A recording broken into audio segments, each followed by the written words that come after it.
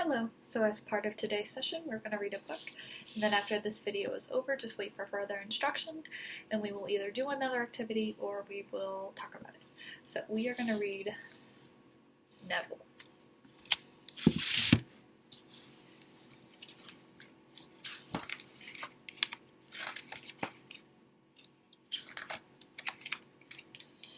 The big gray van pulled away from the curb, moved slowly down the street, and disappeared around the corner. Now it was quiet, and there he was, where he really didn't want to be. Nobody had asked him about moving. They just told him. "You'll love it," they said. That's what they always say when they knew he wouldn't love something. So now he had a new house where he'd never feel at home, and his new school where nobody knew him. "Now, class, here is the new boy I told you about," he imagined the teacher saying. "He comes from the South Pole, and you can all make fun of him as much as you want." And of course, there were no friends. That was the worst part. No friends. The boy sat quiet, still on the front step. His mother was standing there, just inside the doorway. "I know it's hard," she said in her soft mother voice. "Just give it a chance, and I think everything is going to be fine." He didn't look up. She came down the 4 steps and sat next to him. "Maybe you'd like to take a little walk down the block. You might even meet someone."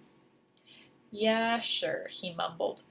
"Like you can make new friends just by walking down the block." But there wasn't much else to do, so he pulled himself to his feet and slowly shuffled away.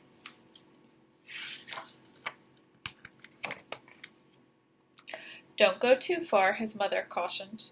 "Yeah, sure. Watch out for cars if you cross." "Yeah, sure. Come back before it starts to get dark." "Yeah, sure."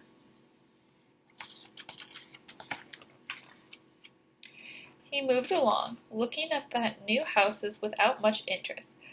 When he had almost reached the end of the block, he stopped and stood perfectly still for a moment, as if he wasn't sure what he was going to do.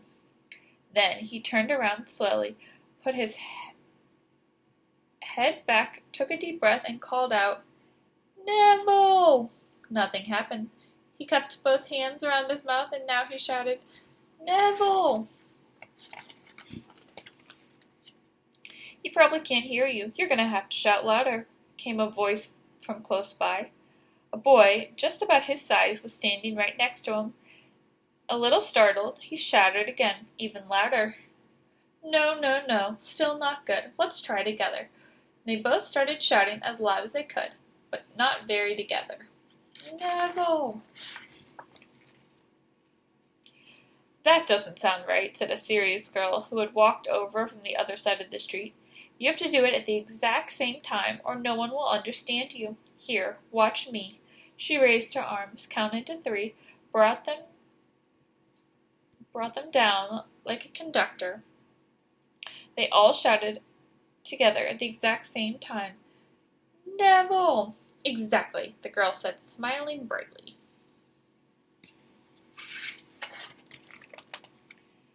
There was still no reply, but more children came trotting up from every direction. It was quite a crowd, and some even started showing up before they got to the group. It was very difficult for them to keep together, especially with several dogs joined in, howling. But everyone enjoyed trying. When they stopped to catch their breath, one of the children said, "Hey, I don't know anyone named Neville. Who lives around here? Is he new?" "I guess so," said the boy with uncertainty. "Everyone is new sometime, aren't they?" That sounded reasonable. They all nodded. "Are you a friend of his?" they asked. "His best friend, I guess," said the boy. One of the girls said softly, "Neville likes you so much, you must be special." "Well, I don't know. Maybe a little," he had to admit.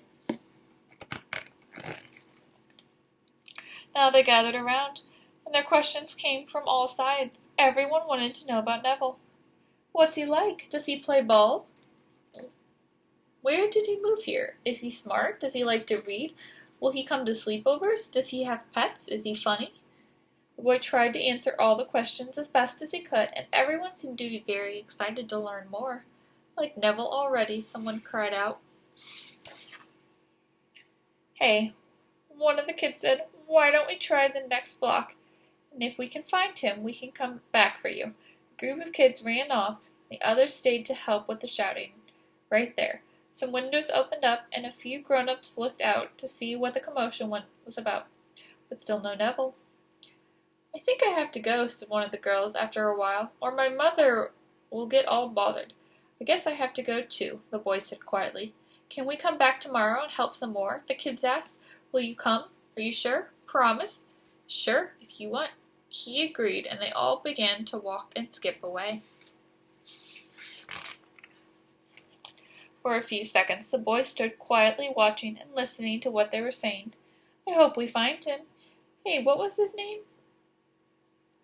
Even if we don't, I like his friend a lot. The boy turned and started back towards his new house. The sun was getting low and the shadow long, and as he got closer, he looked up at the house. Not so bad, he had to admit. And then he went up a step or two at a time. The boy had his dinner right away.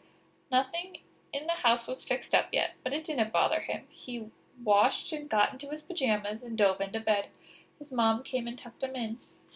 Long day, she sighed, and she bent over to kiss him good night. I hope you'll like it here. She turned off the light and walked towards the door. Good night, Neville. Pleasant dreams, she whispered.